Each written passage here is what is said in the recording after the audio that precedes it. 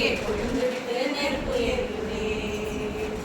சரளக்கா பாரு உன் புருஷன் பேச்ச கேளு, சரளக்கா பாரு உன் புருஷன் பேச்ச கேளு, மிகாலக்கா கேளு உன் வாய குறைக்க பாரு, மிகாலக்கா கேளு உன் வாய குறைக்க பாரு. தேவ கோபம் வரும் முன்னே ஆயத்தமாக பாரு, அக்கா ஆயத்தமாக பாரு. தேவ